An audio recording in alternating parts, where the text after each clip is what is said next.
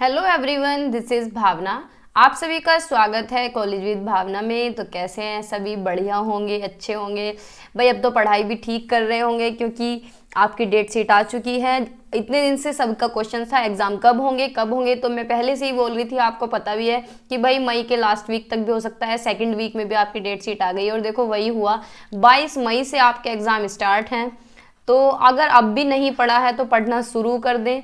और पढ़ना कहाँ से है ये भी आपको पता है, अगर आप चैनल पे आए हैं तो आपने प्लेलिस्ट देखी होंगी कि फर्स्ट ईयर का ऑलमोस्ट सारा कंटेंट मैं करा रही हूँ। देखो ज़्यादा फोकस फर्स्ट ईयर पे है, सेकेंड ईयर का मैंने एक पेपर कराया है, क्रिएटिंग एन इंक्लूसिव स्कूल का 2022 वाला, ठीक है।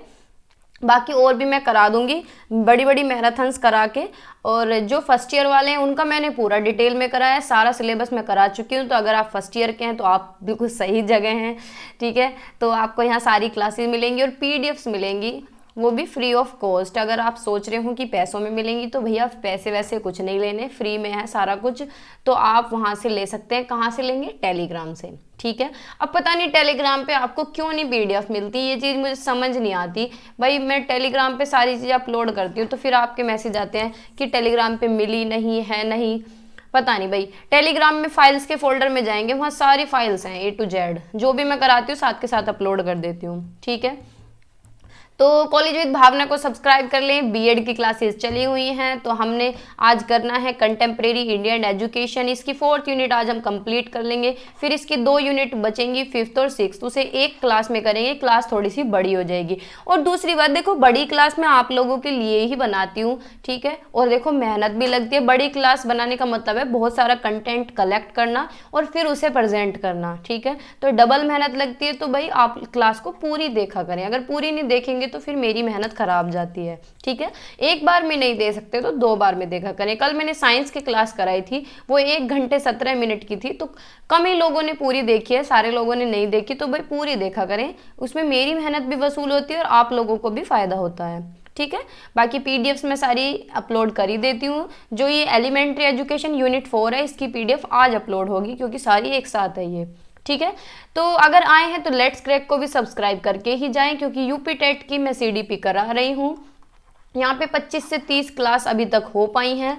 और जो सीटेट है उसकी English pedagogy, Hindi pedagogy, math pedagogy, ठीक है, मैथ, हिंदी पेडागोजी और ईवीएस का कंटेंट प्लस पेडागोजी मैंने कराई हुई है। प्लेलिस्ट बनी हुई है तो वहाँ भी उन्हें देख सकते हैं। इससे आपका बेस स्ट्रॉन्ग हो जाएगा और फिर जब सीटेट आएगा तो आप अच्छी तरीके से पेपर को क्रैक कर पाएंगे, क्योंकि आप तैयारी तब भी करेंगे, ठीक है। तो ये भी बात हुई। बाकी एग्जाम्स के बाद जरूर देख लेना, आपके एग्जाम जैसे ही खत्म होंगे आप सारी प्लेलिस्ट एक तरफ से देखने लग जाना और आराम से देख लेना, इससे आपको बेनिफिट ही मिलेगा। और पीडीएफ सारी अपलोडेड हैं ही लेट्स क्रैक के टेलीग्राम चैनल पे, ठीक है। बाकी किसी को कुछ कहना पूछना हो तो इंस्टाग्राम पे फॉलो कर सकते हैं, इंस्टाग्राम पे मुझे मैसेज कर सकते हैं। मैसेज डायरेक्टली हाय हेलो का नहीं करना है, थोड़ा सा क्लू देना है कि भाई हम तुम्हारे सब्सक्राइबर हैं या पढ़ते हैं, कुछ भी जो भी आप कहना चाहें, तो उससे पता चल जाता है कि हाँ ये हमारे चैनल के बंदे हैं, ठीक है।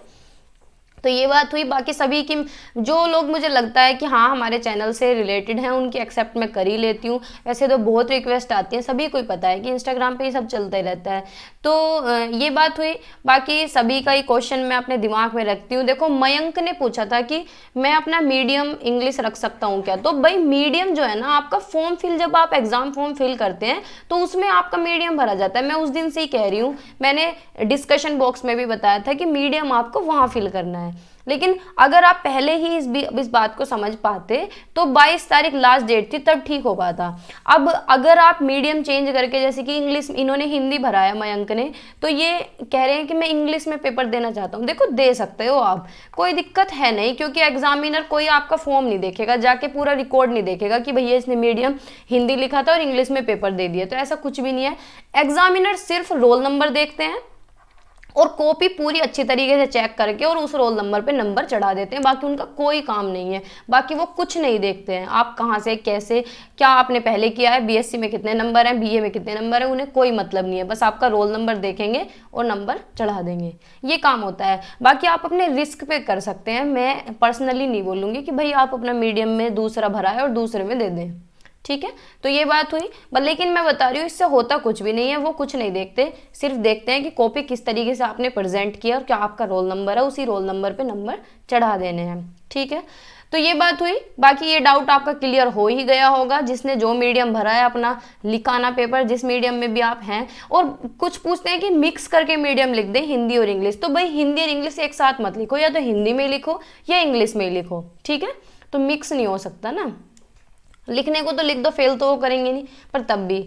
तो हम कर रहे हैं कंटेम्प्रेरी इंडिया एंड एजुकेशन, आज करने वाले हैं। कल हमने साइंस की मैराथन की थी, उसमें हमने 2 यूनिट कंप्लीट कर लिए हैं, तो 2-2 यूनिट यानी 2 क्लास और करके पूरी साइंस, पूरी फिजिकल पेडागोजी जो है, फिजिकल साइंस है, वो कंप्लीट हो जाएगी। फिर बायोलॉजिकल साइंस हम करेंगे।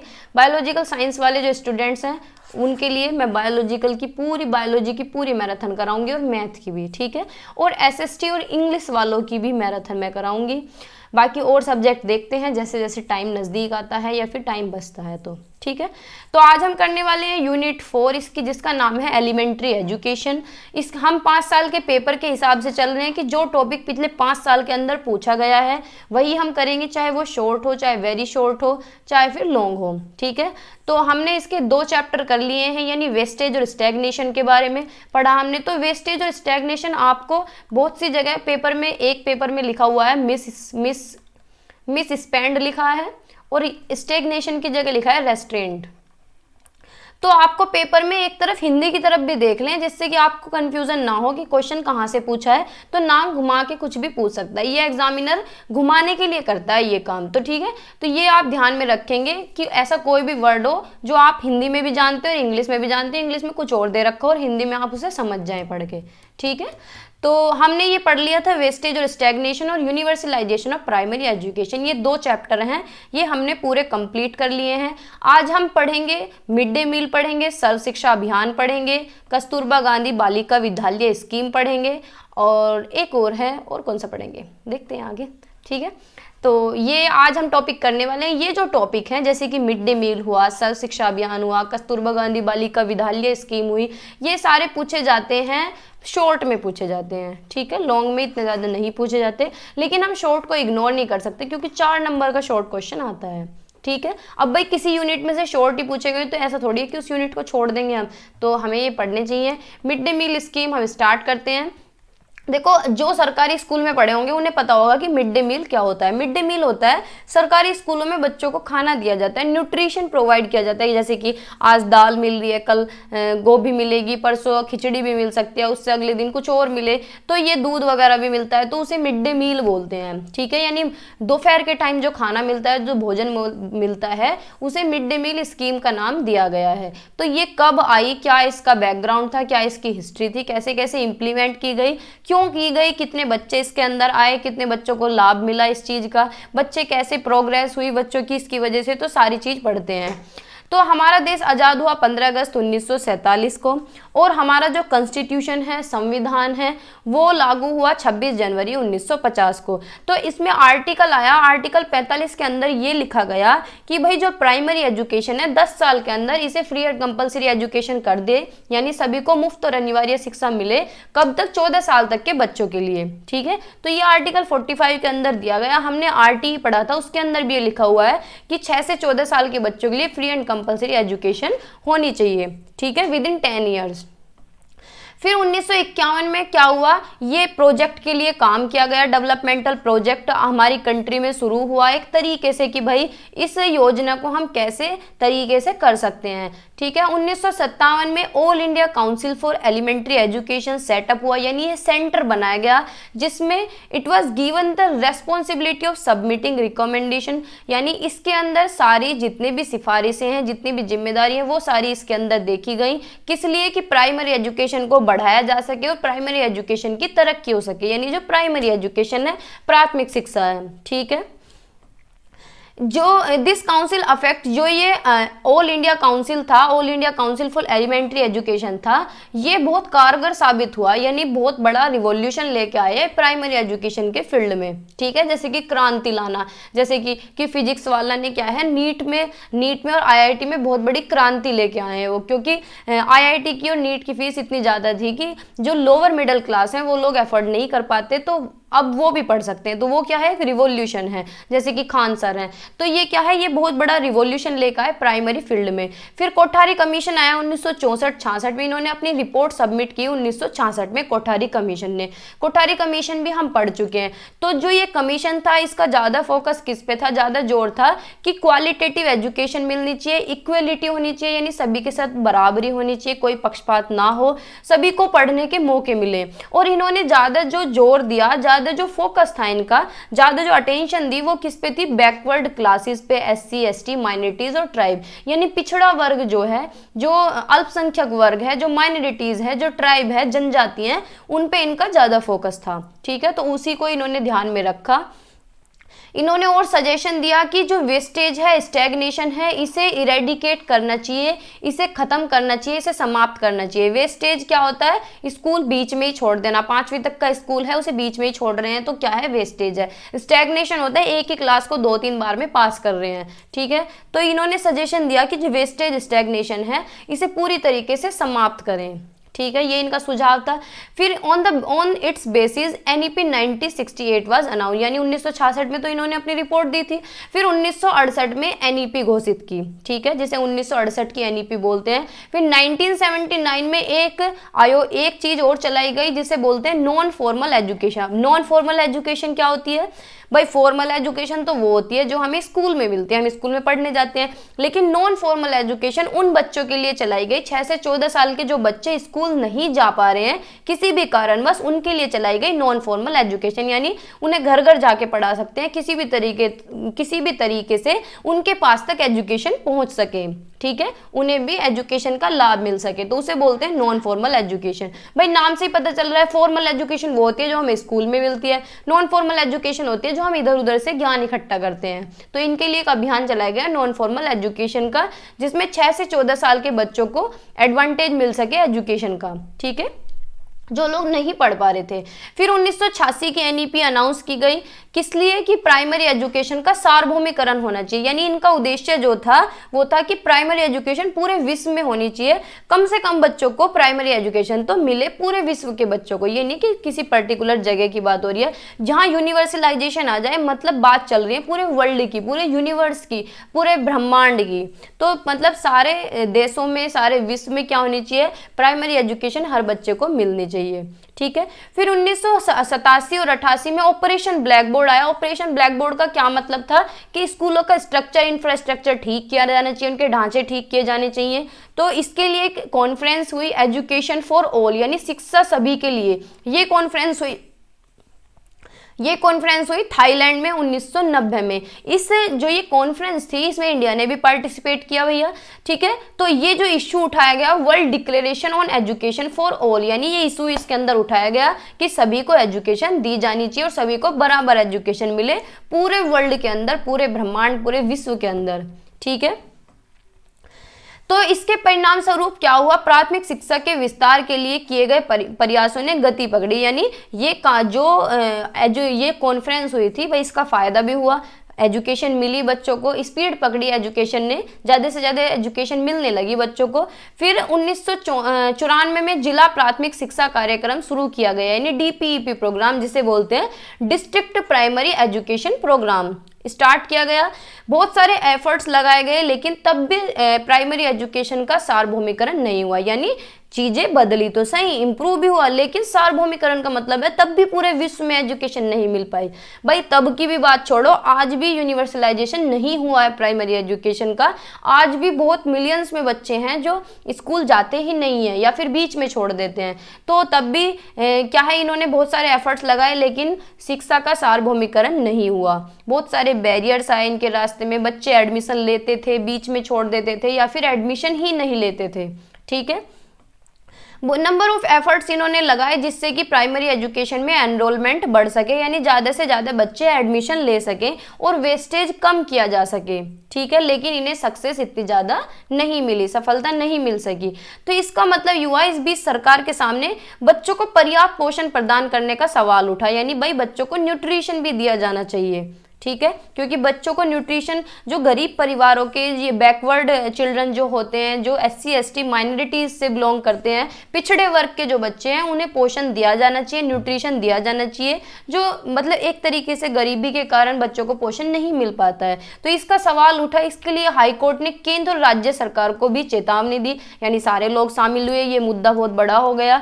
तो इस मुद्दे को इस समस्या को हल करने के लिए केंद्र सरकार ने क्या किया, 25 अगस्त 1995 को प्राथमिक शिक्षा के लिए पोषण सहायता का राष्ट्रीय कार्यक्रम शुरू किया, यानी पूरे राष्ट्र में बच्चों को पोषण दिया जाना चाहिए। तो इसी स्कीम को बोलते हैं मिड डे मील। कब आई है? 15 अगस्त 1995 में, ठीक है, इसी को ही मिड डे मील बोलते हैं शॉर्ट में, ठीक है।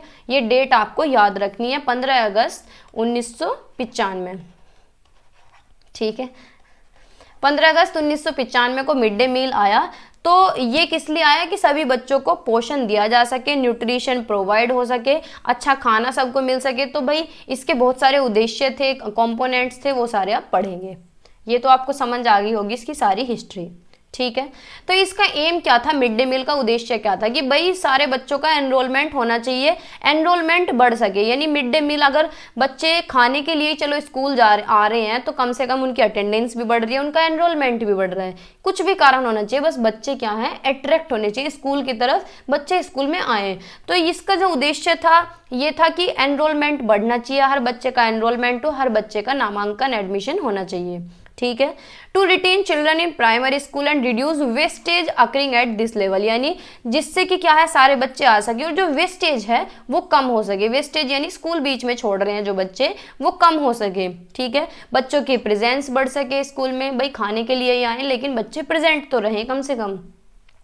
उनकी हेल्थ अच्छी हो सके, हेल्थ बेनिफिट भी मिले इससे। हेल्थ बेनिफिट कैसे मिले, क्योंकि न्यूट्रिशियस मील जब जाएगा, जब अच्छा खाना उन्हें मिलेगा तो उनकी हेल्थ भी अच्छी होगी, ठीक है। To arrange joint dining for children in order to remove caste based differences and to cultivate the spirit of brotherhood among them, यानी जब भाई सब बच्चों को एक बराबर बैठा के खाना मिलेगा तो जो जाति आधारित भेद है, जो भेदभाव है, वो भी कम होगा और भाईचारे की भावना को बढ़ावा मिलेगा, क्योंकि सब लोग साथ में खाएंगे और जो साथ में बनाने वाले हैं उनकी कौन जाति पूछ रहा है, वो भी साथ में बनाएंगे और साथ में सब लोग खाएंगे। अब जैसे कि आजकल है, स्कूल में हम भी जैसे पढ़ते थे तो हमने कभी किसी की कास्ट नहीं देखी कि क्या कास्ट है, तुम मेरे साथ खा रहे हो, मैं तुम्हारे साथ खा लूंगी। तो कोई ये क्या है, इससे कास्ट सिस्टम खत्म होता है, भाईचारे की भावना बढ़ती है, ठीक है। भाई मेरी फ्रेंड है तो अलग अलग कास्ट के, कोई जाट है, कोई गुज्जर है, कोई कैसी है पता नहीं, मुझे तो अब तक भी पता नहीं है कि उनकी कास्ट है क्या। बस ये है कि नाम के पीछे चौधरी शर्मा लग रहा है तो पता चल जाता है, ठीक है। न्यूट्रिशनल स्टैंडर्ड यानी पोषण संबंधी मानक, अब क्या क्या न्यूट्रिशन दिए जाने चाहिए। भाई मिड डे मील का भी एक मेन्यू तैयार किया गया कि ये दिन ये चीज़ देनी चाहिए और इतनी कैलोरी होनी चाहिए, इतने बच्चे के लिए हमें इतने ग्राम प्रोटीन उसे देना है, ठीक है। तो हमें पूरा चार्ट पढ़ने की ज़रूरत है नहीं, क्योंकि शॉर्ट में पूछा जाता है। हम इसे ज़्यादा डिटेल में इसके अंदर नहीं जाएंगे क्योंकि क्लास फिर बहुत लंबी हो जाएगी और फ़ायदा कुछ है नहीं, क्योंकि आज तक ये लॉन्ग में पूछा नहीं गया है। और लॉन्ग में अगर पूछा भी जाता है तो जितना मैं बता रही हूँ इसमें भी बहुत सारे पेज भर जाएंगे, ये भी बहुत ज़्यादा ही है, ठीक है। तो हम मेन्यू पूरा चार्ट ना देख के ये देखेंगे कि मील प्रोवाइड, इस स्कीम के अंदर बच्चों को भोजन प्रोवाइड किया गया और उस न्यूट्रिशन का एक स्टैंडर्ड सेट किया गया कि भाई अगर छोटा बच्चा है, प्राइमरी का है, तो उसे कम से कम 450 कैलोरी तो दी जानी चाहिए और 12 ग्राम तक प्रोटीन उसके अंदर जाना चाहिए, यानी उसके खाने में 12 ग्राम तक प्रोटीन होना चाहिए और 450 कैलोरी होनी चाहिए अगर वो बच्चा प्राइमरी का है तो। और अगर सेकेंडरी का है यानी अपर प्राइमरी का है, बच्चा थोड़ा सा बड़ा है, तो हम कैलोरी बढ़ा देंगे, 700 कैलोरी होनी चाहिए और 20 ग्राम प्रोटीन उसके खाने के अंदर होना चाहिए। तो मील में ये सारी चीज़ें होनी चाहिए, ये स्टैंडर्ड था न्यूट्रिशन का। और मील में दिया क्या जाना चाहिए, भोजन किस तरीके का दिया जाना चाहिए, तो भाई उन्हें चावल दिए जाने चाहिए, गेहूँ, दाल, सब्जियाँ, हरी सब्जियाँ, पत्तेदार सब्जी दें, उन्हें फ्रूट्स दें और इसके अंदर मिल्क भी एडिड है, बहुत सारी चीज़ें हैं, ठीक है। तो उन्हें क्या है, अच्छा अच्छा खाना मिल सके, ठीक है। फिर इसके बेनिफिट क्या है, मिड डे मील के फायदे क्या हुए, क्या क्यों शुरुआत की और क्या फायदे हुए। फायदे क्या हुए भाई कि भाई बच्चों का न्यूट्रिशनल स्टेटस बढ़ गया, जो उनका पोषण का स्तर था वो बढ़ गया। बच्चों को जब कैलोरी मिलने लगी, प्रोटीन मिलने लगे, विटामिन उनकी बॉडी में कंप्लीट मिल रहे हैं, उन्हें टाइम पे खाना मिल रहा है, दोपहर के टाइम बराबर खाना मिल रहा है और डेली खाना मेन्यू में चेंज हो रहा है कि भाई 2 दिन दाल बनेगी, 2 दिन हरी सब्जी बनेगी, 2 दिन ये बनेगा, दूध भी मिलेगा और क्या बोलते हैं उसे, जो यार समझ नहीं आ रहा, मेरे दिमाग से निकल गया, कुछ और सत्तू वगैरह उसे बोलते हैं, वो भी बच्चों के लिए बहुत फायदेमंद होता है, जिससे कि बच्चों का न्यूट्रिशन का स्तर बढ़ सके, ठीक है, और उनकी हेल्थ अच्छी हो सके और दिमाग भी उनका विकसित हो सके, सोचने समझने की शक्ति उनकी बढ़ सके, ठीक है। और क्या फायदा हुआ कि भाई उनका एनरोलमेंट भी बढ़ेगा, रेगुलर अटेंडेंस बढ़ेगी, कि बच्चा डेली आएगा कि भाई चलो पढ़ रहे न पढ़ रहे, खाना तो मिल ही रहा है ना। तो बच्चों का नामांकन भी बढ़ेगा और रेगुलर अटेंडेंस भी बढ़ेगी, और जो ड्रॉप आउट रेट है यानी जो बीच में छोड़ देते थे वो भी कम होने लगा, ठीक है। और जो लड़कियां थी, लड़कियां बीच में छोड़ रही थी तो वो भी उस टाइम पे फिर रेगुलर होने लगी। एम्पावरमेंट ऑफ वुमेन, नारी सशक्तिकरण भी बढ़ा इससे, कि लड़कियों ने पार्टिसिपेट करा। और नारी सशक्तिकरण और कैसे बढ़ा कि भाई जो खाना बनाएंगी वो कौन बनाएंगी, गांव की लेडीज बनाएंगी, शहर की लेडीज बनाएंगी, आंटीज बनाएंगी, जो आंटी वहां पे होंगी, तो इससे क्या है उन्हें जॉब भी मिली, अच्छे पैसे मिले, ठीक है। तो उन्होंने भी इसमें पार्टिसिपेट किया और सभी को खाना पहुंचाया। सोशलाइजेशन, सामाजिकरण भी बढ़ा, और समुदाय में जो बॉन्डिंग थी वो भी बढ़ी, क्योंकि ऐसा तो है नहीं जब खाने बनाने वाली भी रखी गई है तो खाना देने वाला भी होना चाहिए, बच्चे तो देंगे नहीं, बच्चे बैठ के खा रहे हैं, तो इसमें कम्युनिटी बॉन्डिंग भी बढ़ी, सब लोग मिलजुट के क्या है इस काम को कर रहे थे, कि बच्चों को खाना खिला रहे थे, बना रहे थे, फिर बनाने के बाद बर्तन भी साफ करने होते हैं, या फिर डेली डिस्पोजल तो लाएंगे नहीं, ऐसे तो सरकार घाटे में चली जाएगी, तो मतलब बहुत सारी चीज थी, ठीक है। तो इससे क्या है कम्युनिटी बॉन्डिंग भी इनकी अच्छी हुई। ओवरऑल अगर देखा जाए कुल मिलाकर क्या है, mid day meal scheme successful रही अपने गोल को अचीव करने के लिए, और बच्चों का न्यूट्रिशनल स्टेटस जो था, जो उनका पोषण का स्तर था वो इम्प्रूव करने में इन्हें सक्सेस मिली, ठीक है। और स्कूल की जो अटेंडेंस थी उसका रेट भी बढ़ा, बच्चों की अटेंडेंस डेली रेगुलर बच्चे आने लगे। तो इसमें बहुत सारे चैलेंजेस भी इन्हें देखने के लिए मिले कि किस तरीके से इन्होंने इम्प्लीमेंट किया, बहुत सारे इश्यूज भी आए क्वालिटी को लेके, सेफ्टी को लेके, मील्स की, कि भाई खाना बिल्कुल स्वच्छ होना चाहिए, अच्छा खाना होना चाहिए, बच्चों को नुकसान ना दे। और इसमें बहुत सारी चुनौतियां ये देखने की मिली, जो कुक्स हैं, जो हेल्पर हैं, जो लोग हेल्प करते थे, जो खाना बनाते थे, उन्हें टाइम पे सैलरी ना मिलना, या फिर उनका ध्यान ना रखना, या उनकी अपॉइंटमेंट अच्छी ना रखना, सस्ते कुक रखना, ठीक है, कि भाई तुम 500 रुपये ले रहे हो तो तुम आ जाओ, है ना। तो इसमें बहुत सारे एफर्ट्स भी लगाए गए कि ये इशू जो है इसे कम किया जा सके और इसमें कंटिन्यूअसली सक्सेस मिलती चली जाए, ठीक है। तो ये था मिड डे मील, ठीक है, समझ आया होगा अच्छी तरीके से। मतलब इसे टॉपिक की तरह मत पढ़ना, बिल्कुल रियल लाइफ, अगर बिल्कुल सिंपल भाषा में सिंपल तरीके से पढ़ेंगे तो दिमाग में रहेगा, अगर पेपर में भी आ गया तो आसानी से लिख पाएंगे कि भाई उन्हें क्या देना है, दाल रोटी देनी है, किस तरीके के बच्चों को देनी है, किस तरीके से उन्हें अरेंज करना है, सारी चीज़ें आप आराम से ध्यान में रख सकते हैं, ठीक है, समझ आया। अब पढ़ते हैं सर्व शिक्षा अभियान, दूसरा टॉपिक है, ये कहने के लिए बहुत छोटा है पर बहुत अच्छा टॉपिक है और बड़ा टॉपिक है।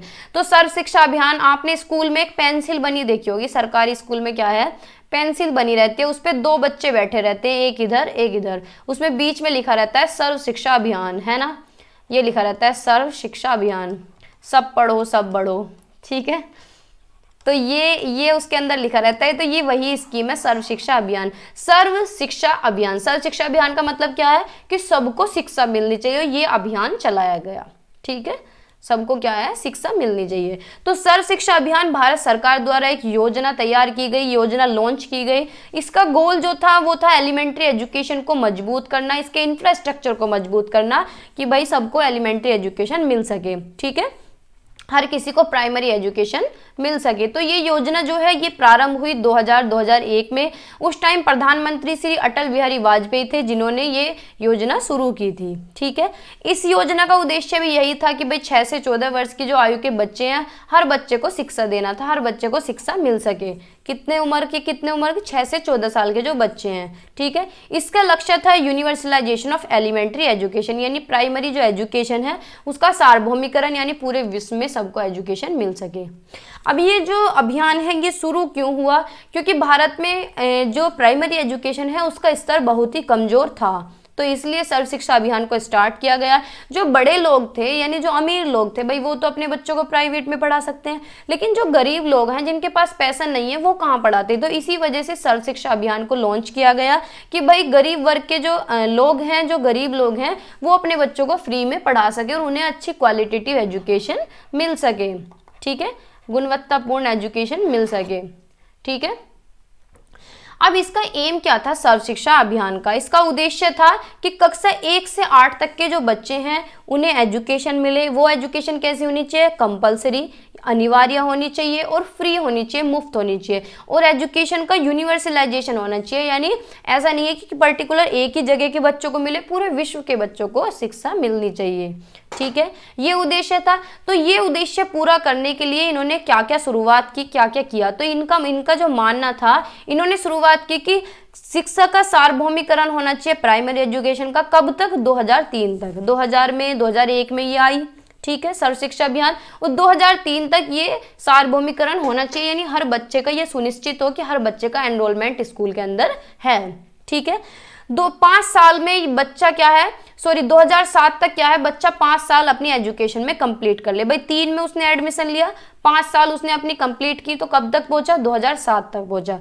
फिर इन्होंने तीसरा पॉइंट दिया कि 8 साल वो अपनी कंप्लीट कर ले, कब तक? 2010 तक। ठीक है, ये जो इसका एम था वो था कि प्राइमरी एजुकेशन को उभार सके, ऊपर ले जा सके, उसकी क्वालिटी अच्छी हो सके, गुणवत्तापूर्ण एजुकेशन सबको मिल सके, ये इसका उद्देश्य था।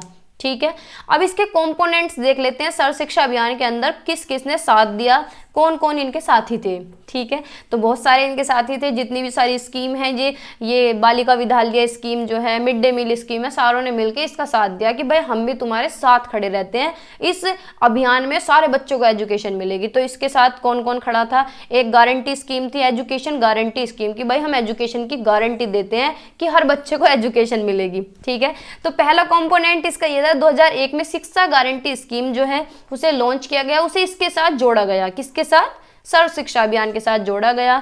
जो दूर दराज के बच्चे थे या कम जनसंख्या वाले बच्चे थे, जैसे कि भाई बहुत सारे एरिया मिला के 25 बच्चे बैठे कि भाई हम पढ़ेंगे, तो उनके लिए अब स्कूल थोड़ी खोलेंगे कि इतने दूर दूर के बच्चे हैं कई गांवों के और 25 टोटल बैठे हैं, तो उनके लिए क्या है, ये एजुकेशन सेंटर बनाए गए, एजुकेशन गारंटी सेंटर ओपन किए गए। ठीक है, जहाँ पे क्या है, नेसेसरी रिसोर्सेज अरेंज की गई, यानी थोड़ी बहुत मेज वगैरह, टेबल चेयर वगैरह अरेंज की गई, ट्रेंड टीचर रखे गए जो कि बच्चों को पढ़ा सकें, थोड़ा बहुत समझा सकें। ठीक है, तो ये था एजुकेशन गारंटी स्कीम। फिर आया operation black board. Operation black board ने भी कहा कि भाई सर्व शिक्षा अभियान तो अकेला नहीं है, हम तेरे साथ हैं। 2003 में ऑपरेशन ब्लैक बोर्ड भी इसका एक हिस्सा बन गया। ठीक है, इस स्कीम का। तो जो ऑपरेशन ब्लैक बोर्ड था, इसका जो एम था कि भाई स्कूलों का जो ढांचा है, इंफ्रास्ट्रक्चर है प्राइमरी और अपर प्राइमरी का, वो इम्प्रूव होना चाहिए इसके अंडर। ठीक है, ढांचे तो आज की डेट में भी बहुत खराब है कि अगर बारिश आ रही है तो इतना पानी ऊपर आएगा, इतना ही नीचे आता है। ठीक है, तो ये क्या है, इनका इंफ्रास्ट्रक्चर अच्छा होना चाहिए प्राइमरी और अपर प्राइमरी का। Up to the academic session 2014-15 14-15 तक 90% प्राइमरी और 80% अपर प्राइमरी को इसका बेनिफिट मिलना चाहिए इस स्कीम के अंडर। यानी 2015 तक जितने भी प्राइमरी स्कूल हैं उनके इंफ्रास्ट्रक्चर अच्छे हो जाने चाहिए और 80% जो अपर प्राइमरी स्कूल हैं उनका इंफ्रास्ट्रक्चर भी अच्छा हो। ठीक है, आगे चलते हैं। फिर ये आया डिस्ट्रिक्ट प्राइमरी एजुकेशन प्रोग्राम। इसने भी कहा कि भाई मैं भी तेरे साथ जुड़ूंगा, मैं भी तेरे साथ रहूंगा, हाथ से हाथ मिला के। तो ये भी 2009 में सर्व शिक्षा अभियान से लिंक कर दिया गया। ठीक है, तो इस योजना के तहत इसके लिए अलग से बजट का भी प्रावधान किया गया। यह योजना शैक्षिक रूप से पिछड़े जिलों में चलाई जा रही थी। जो पिछड़े जिले हैं, जैसे कि बहुत से जिलों में आज की डेट में भी किसी में लाइट नहीं है, किसी में पानी की दिक्कत है, किसी में पढ़ाई की दिक्कत, तो जो पिछड़े जिले हैं उनके लिए ये चलाया गया डिस्ट्रिक्ट प्राइमरी एजुकेशन प्रोग्राम। ये स्कीम 1994 में आई, लेकिन 2009 में इसे सर्व शिक्षा अभियान के साथ जोड़ दिया गया। यानी जो सर्व शिक्षा अभियान है इसके साथ बहुत सारी स्कीम जोड़ दी गई जिससे कि सफल हो सके। ठीक है, और इसके अंदर अनुसूचित जाति, अनुसूचित जनजाति, अल्पसंख्यक बहुल क्षेत्रों की प्राथमिकता दी जा रही थी। यानी जो पिछड़े वर्ग थे उन्हें प्राथमिकता दी गई। ठीक है, फिर मिड डे मील जो था, मिड डे मील भी इसके साथ जुड़ गया कि भैया हम भी तुम्हारे साथ हैं, तुम सबको शिक्षा दोगे, हम सबको खाना देंगे। ठीक है, तो ये स्कीम जो है 15 अगस्त 1995 में आई थी, अभी हमने पढ़ी, तो इसे भी इसके साथ लिंक कर दिया गया। कब लिंक किया? 2007 में। इसके लिए भी अलग से बजट तैयार किया गया। आज की डेट में प्रेजेंट जो यूनियन गवर्नमेंट है और स्टेट गवर्नमेंट है वो दोनों इसका खर्चा उठाते हैं 75 और 25 के रेशो में। यानी जो सेंट्रल गवर्नमेंट है वो टोटल खर्चे में से 75% उठाती है, 25% स्टेट गवर्नमेंट उठाती है। ठीक है। तो 2014-15 का जो सेशन था, इस स्कीम को अच्छी तरीके से इम्प्लीमेंट किया। 1158 प्राइमरी अपर प्राइमरी स्कूल के अंदर एजुकेशन गारंटी स्कीम्स खोले गए। इससे जो लाभान्वित बच्चे थे वो 10.45 करोड़ यानी 10.45 करोड़ बच्चे इससे क्या है, लाभान्वित हुए। ठीक है, यानी उन्हें भोजन मिला। कस्तूरबा गांधी बालिका विद्यालय जो स्कीम है, ये भी इसके साथ लिंक कर दी गई, ये भी इसके साथ जोड़ दी गई। इसने कहा कि भाई कोई बात नहीं, मैं भी तुम्हारे साथ जुड़ जाती हूँ, जो बड़ी लड़कियां हैं उन्हें एजुकेशन मैं दूंगी। ठीक है, तो ये स्कीम जो है 2004 में आई थी, जुलाई 2004 में, और सर्व शिक्षा अभियान से ये लिंक की गई 2007 में। तो इसका जो बजट था, इसका जो खर्चा था, वो भी स्टेट गवर्नमेंट और सेंट्रल गवर्नमेंट ने मिलकर उठाया 50-50 के रेशो में, कि भैया आधा तुम्हारा आधा हमारा। ठीक है, इस स्कीम के अंदर जो है रेजिडेंशियल अपर प्राइमरी स्कूल यानी कस्तूरबा गांधी बालिका विद्यालय जो स्कीम है, ये किसके लिए थी, लड़कियों के लिए। लड़कियां कौन सी, जो अपर प्राइमरी की हैं। ठीक है, रेजिडेंशियल एरिया की, जो पिछड़े इलाके हैं उनके लिए, दूर दराज के इलाके हैं, गांव के इलाके हैं जहाँ पे एजुकेशन ज़्यादा नहीं है, तो उनके लिए सेटअप किया गया। जो लड़की डिफिकल्ट टेरेंस में रह रही हैं, ऐसी जगह रह रही हैं जहाँ पे एजुकेशन दूर से दूर तक नहीं है। तो 2014-15 का जो सत्र था, इसमें 3593 कस्तूरबा बालिका विद्यालय खोले गए इस स्कीम के अंडर। ठीक है, और बहुत सारे बच्चों को लाभ हुआ। ठीक है भाई, इतने सारे लोग इसके साथ आके जुड़ गए, तब जाके ये सभी को शिक्षा मिली। अब इसमें उठाए जाने वाले कौन से कदम थे, 100% यानी कौन से स्टेप इसके अंदर उठाए जाने थे, तो 100% अपॉर्चुनिटी और यूनिवर्सल एक्सेस, यानी 100% सबको तो अवसर मिलना चाहिए पढ़ने का, बोलने का, सारे काम का, और यूनिवर्सल एक्सेस होना चाहिए, यानी शिक्षा सब तक पहुंचनी चाहिए। चाहे वो ज़्यादा जो फोकस था वो इनका किस पे था, अनुसूचित जनजाति और अनुसूचित जाति पे। ठीक है, यानी SC ST पे, माइनॉरिटीज पे, ट्राइब्स पे, इन पे इनका ज़्यादा फोकस था कि भाई इनको स्पेशली मिलनी चाहिए, क्योंकि इनके पास थोड़ी सी गरीबत थी, थोड़ा सा पिछड़ापन था, तो इन्हें उभारा जाए, नॉर्मल लोगों के बराबर किया जाए। ठीक है, तो प्रायोरिटी, जो ज़्यादा प्रायोरिटी दी गई वो लड़कियों को दी गई, स्पेशली जो SC ST से बिलोंग करती हैं, जिनके पास एजुकेशन नहीं है। ज़्यादा फोकस दिया गया प्राइमरी एजुकेशन पे। किसकी प्राइमरी एजुकेशन, माइनॉरिटीज़ की, अल्पसंख्यक की। ठीक है, attention is being paid to the provision of education for minor handicapped children, यानी जो हैंडीकैप्ड चिल्ड्रन है, यानी किसी के थोड़ी बहुत दिक्कत है, पूरी तरीके से वो हैंडीकैप्ड नहीं है, विकलांग नहीं है, जो थोड़े से विकलांग है उन पे भी ध्यान दिया जाए। ठीक है, स्कूल का जो इंफ्रास्ट्रक्चर है उसे ठीक किया जाए, जो पुरानी बिल्डिंग है उन्हें रिपेयर किया जाए, और नए रूम सेटअप किए जाने चाहिए, नए कमरे बनाए जाने चाहिए बच्चों की नीड्स के अकॉर्डिंग, जितने बच्चे हैं उसी के अकॉर्डिंग नए कमरे सेटअप किए जाएं। टीचर्स को अपॉइंट किया जाए प्राइमरी स्कूल में जहां जरूरत है, और टीचर्स कैसे होने चाहिए, ट्रेंड टीचर्स होने चाहिए। ठीक है, जहाँ पे प्राइमरी स्कूल नहीं है वहाँ प्राइमरी स्कूल बनाए जाने चाहिए। प्राइमरी स्कूल की और घर की जो दूरी है वो कितनी किलोमीटर होनी चाहिए, 1 किलोमीटर होनी चाहिए। मैंने RTA एक्ट में बताया था, है ना, परसों। ठीक है, तो ज़्यादा से ज़्यादा प्राइमरी स्कूल खोले जाएं। अपर प्राइमरी स्कूल जहाँ पे नहीं है, यानी उच्च प्राथमिक विद्यालय जहाँ पे नहीं है वहाँ उच्च प्राथमिक विद्यालय खोले जाएं, अपर प्राइमरी स्कूल खोले जाएं। उनकी कितनी डिस्टेंस होनी चाहिए, 2 से 3 किलोमीटर की डिस्टेंस पे अपर प्राइमरी स्कूल होना चाहिए। अगर नहीं है तो एस्टेब्लिश कर दो भाई। ठीक है, जो रिमोट एरियाज हैं, दूर दराज के जो एरिया हैं या पिछड़े एरिया हैं, उनमें एजुकेशन गारंटी सेंटर्स खोले जाने चाहिए। ठीक है भाई, सेकेंड पॉइंट था 100% एनरोलमेंट होना चाहिए और यूनिवर्सल एनरोलमेंट हो, यानी हर किसी का नामांकन होना चाहिए 100%, यानी 100% बच्चों का नामांकन होना चाहिए, 100% बच्चों का एडमिशन होना चाहिए। ठीक है, तो इसके लिए बहुत सारे कदम उठाए गए जिससे कि 100% बच्चों को फैसिलिटी मिल सके, सभी का एडमिशन हो सके। गार्जियंस और बच्चों को भी अवेयर किया गया एजुकेशन के लिए, जैसे कि टीवी में ऐड आते हैं, मास मीडिया, मास कम्युनिकेशन के द्वारा इन्हें अवेयर किया गया, जागरूक किया गया कि एजुकेशन का महत्व क्या है। ठीक है, all student are being issued with text book free of cost, सभी को फ्री किताबें दी गई बिना कॉस्ट के। मिड डे मील स्कीम सबको प्रोवाइड की गई, अच्छा न्यूट्रिशन सभी बच्चों को दिया गया। ज़्यादा जो फैसिलिटीज़ हैं वो जो बच्चे माइनॉरिटीज से बिलोंग करते थे, SC ST से जो लड़कियां बिलोंग करती थी या बच्चे बिलोंग करते थे, उन पे ज़्यादा फोकस दिया गया। 100% रिटेंशन होना चाहिए, यूनिवर्सल रिटेंशन हो, यानी स्कूल कोई भी ना छोड़े। तो इसके लिए भी बहुत सारे कदम उठाए गए कि 100% फैसिलिटी, यानी सभी बच्चों को फैसिलिटी मिले, मिले, सबका एनरोलमेंट सुनिश्चित किया जाना चाहिए। बच्चे के टेस्ट पे भी फोकस करना है कि भाई मिड डे मील जो है उसमें किस तरह का मेन्यू रखना है कि बालक को अगर मटर पनीर पसंद है तो मटर पनीर बनाए जाए। ये तो मैं मजाक कर रही हूँ, लेकिन बच्चे के टेस्ट पे फोकस करना है कि किस तरीके का बच्चे नमक खाते हैं, किस तरीके का मीठा डालना है। ठीक है, तो मिड डे मील जो स्कीम है उसका एक मेन्यू तैयार किया गया कि हर रोज कुछ ना कुछ नया बदल के बनना चाहिए, जिससे कि बच्चे अट्रैक्ट हों और बच्चे आएँ कि आज तो खाने में ये बनेगा। टॉयलेट की अच्छी सुविधा होनी चाहिए, ड्रिंकिंग वाटर अच्छा होना चाहिए, सभी को ये सुविधा मिलनी चाहिए। और लड़कियों के लिए अलग से सेपरेट टॉयलेट होने चाहिए। ठीक है, 100% सक्सेस होनी चाहिए और यूनिवर्सल अचीवमेंट होनी चाहिए, यानी 100 के 100% बच्चों को क्या है, सक्सेस मिलनी चाहिए, अचीवमेंट मिलना चाहिए। ठीक है, तो अचीवमेंट के लिए क्या है, जितने भी टास्क कराए जाने चाहिए वो टास्क कराए जाएं, अच्छे टीचर्स अपॉइंट किए जाएं। टीचर्स कैसे होने चाहिए, ट्रेंड होने चाहिए, अच्छी ट्रेनिंग उनकी होनी चाहिए। ठीक है, teachers are being made amenable, यानी पर्यवेक्षण होने चाहिए, सुपरविजन वर्क होना चाहिए, और those who enjoy pay and allowance without work are being brought into scanner, यानी जो खाली पैर पे पैर रख के बैठे हैं कुर्सियों पर, काम कर नहीं रहे हैं, उनका स्कैन होना चाहिए, स्कैन किया जाए और उन्हें दंड दिया जाए। ठीक है, उन्हें सैलरी ना दी जाए। क्वालिटेटिव इंप्रूवमेंट होना चाहिए, यानी जो क्वालिटी है, जो गुणात्मक है, उसका भी सुधार किया जाना चाहिए। स्कूल का स्ट्रक्चर इंप्रूव होना चाहिए जहाँ जहाँ जरूरत है।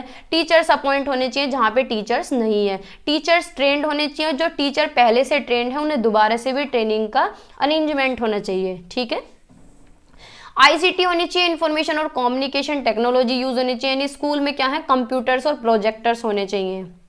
ठीक है, ओवरहेड प्रोजेक्टर होने चाहिए जो कि अब तक भी नहीं आए हैं।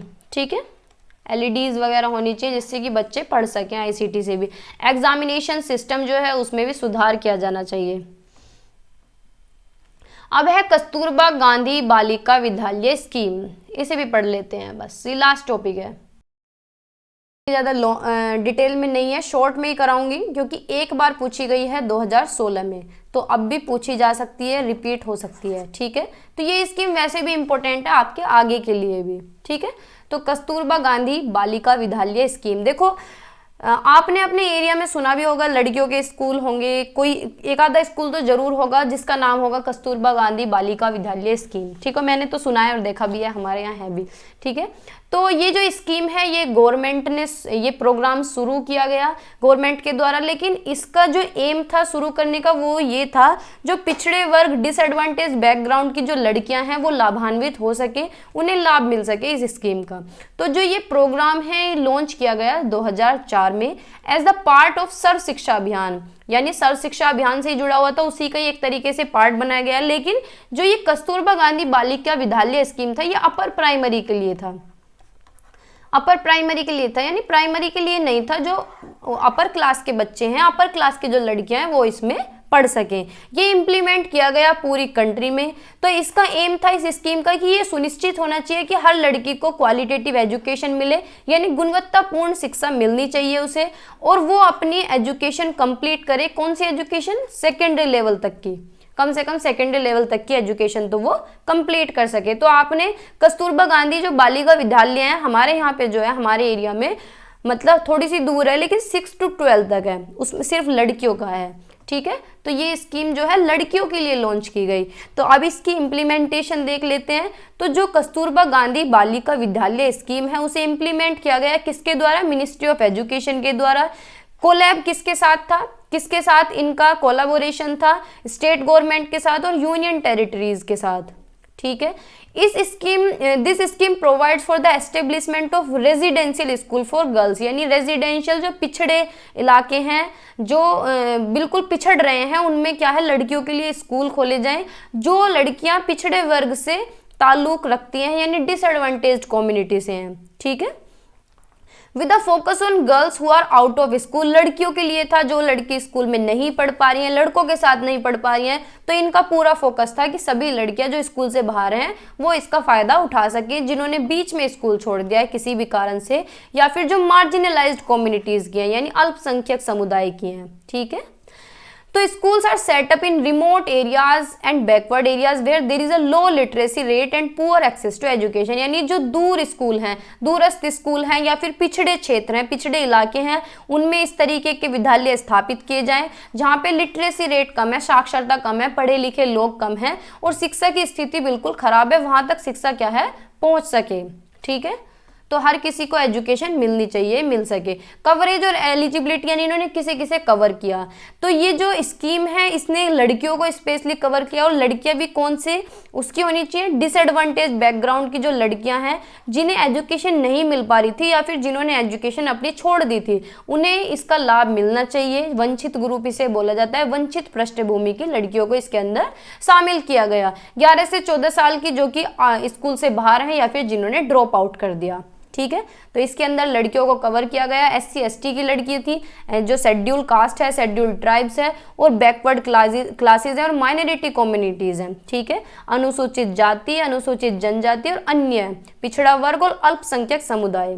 ठीक है, द एलिजिबिलिटी, जो इसका एलिजिबिलिटी था यानी पात्रता थी, भाई हर स्कूल का कुछ ना कुछ रूल रेगुलेशन होते हैं, लेकिन इसकी जो एलिजिबिलिटी क्राइटेरिया था वो स्टेट टू स्टेट वेरी करता था, यानी किसी स्टेट में कुछ था, किसी स्टेट में कुछ था। ठीक है, but the scheme gives priority to girls from families below the poverty line. ये गरीबी रेखा में जो लड़कियां आ रही हैं, गरीबी रेखा से भी नीचे हैं, बिलो पॉवर्टी लाइन में, उन लड़कियों को इस स्कूल का लाभ मिल सके, उन्हें ज़्यादा प्रायोरिटी दी जा सके। करिकुलम और इंफ्रास्ट्रक्चर कैसा था, तो जो ये स्कूल थे इन्होंने लड़कियों की एजुकेशन की बात की और लड़कियों को किस तरीके की एजुकेशन होनी चाहिए, कॉम्प्रिहेंसिव एजुकेशन लड़कियों को दी जाए, व्यापक शिक्षा दी जाए। और इनका जो फोकस था वो किस पे था कि इन्हें लाइफ स्किल्स इनके अंदर डेवलप होनी चाहिए, यानी जीवन कौशल विकसित हो। वोकेशनल ट्रेनिंग दी जाए कि भाई लड़कियां भी अपने हाथ की कारीगर हों, कुछ भी करके अपनी लाइफ में कमा सके। ठीक है, एक्स्ट्रा करिकुलर एक्टिविटीज भी कराए जाएं, जो और एक्टिविटीज होती हैं जैसे कि स्पोर्ट्स है, सिलाई है, कढ़ाई है, और भी बहुत सारी एक्स्ट्रा करिकुलर एक्टिविटीज होती हैं, तो वो भी स्कूल के अंदर इंक्लूड की जाएं, करिकुलम के अंदर इंक्लूड की जाएं। जो ये स्कूल थे इनके अंदर रेजिडेंशियल फैसिलिटीज थी, एक सेफ एनवायरनमेंट था, सिक्योर एनवायरनमेंट था, यानी जहाँ पे लड़कियों को सुरक्षित महसूस माना जा रहा था, सुरक्षित उन्हें वो महसूस कर पा रही थी। ठीक है, उनके लिए क्लीन वाटर था, यानी साफ पानी पीने का था, सैनिटेशन फैसिलिटीज थी और हेल्थ केयर भी उनके लिए वहाँ पे अवेलेबल था। तो जो ये स्कूल है ये वेल इक्विप्ड क्लासरूम थे, अच्छे बढ़िया स्कूल कमरे थे उनके, लाइब्रेरीज भी अच्छी थी, कंप्यूटर लैब उसमें थी, स्पोर्ट्स और रिक्रिएशनल फैसिलिटीज भी उन्हें दी गई। ठीक है, अब इसका बेनिफिट क्या हुआ, क्या क्या इसके फायदे हुए, तो जो ये स्कीम थी इसके बहुत सारे बेनिफिट थे, यानी लड़कियों का जो एनरोलमेंट है उसमें काफ़ी बढ़ोतरी देखने के लिए मिली। रिटेंशन लड़कियों का बढ़ा, यानी लड़कियों ने बीच में किसी ने भी स्कूल नहीं छोड़ा। नारी सशक्तिकरण बढ़ा इसके द्वारा, एजुकेशन के द्वारा। लीडिंग टू इम्प्रूव सोशल और इकोनॉमिक आउटकम्स, यानी जब लड़कियां पढ़ेंगी तो इकोनॉमिकली भी हेल्प करेंगी, कमाएंगी, अपने पैरों पे खड़ी हो सकती हैं। ड्रॉप आउट रेट जो था वो कम देखने के लिए मिला, यानी कम हुआ ड्रॉप आउट, यानी जो बीच में लड़कियां स्कूल छोड़ रही थी, जब ये स्कीम आई तो इसकी वजह से लड़कियों ने अपनी पूरी पढ़ाई की, बीच में स्कूल नहीं छोड़ा। पर्टिकुलर इन रूरल एरियाज, यानी गाँव के इलाकों में ज़्यादातर इसका लाभ देखने के लिए मिला, गाँव की लड़कियां ही स्कूल छोड़ती थी बीच में। इंप्रूवमेंट, लिटरेसी रेट में इंप्रूवमेंट हुआ, यानी जो साक्षरता दर है, जो पढ़े लिखे लोग थे पहले कम थे तो उसमें भी बढ़ोतरी मिली, इंप्रूव मिला। ठीक है, एजुकेशन लड़कियों को मिली, ज्यादातर एजुकेशन का फोकस इस पे था, डिसएडवांटेज बैकग्राउंड की जो लड़कियां थी।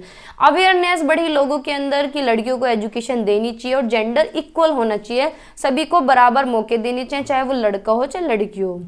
ठीक है, ओवरऑल अगर देखा जाए तो इस स्कीम को सक्सेसफुल किया गया।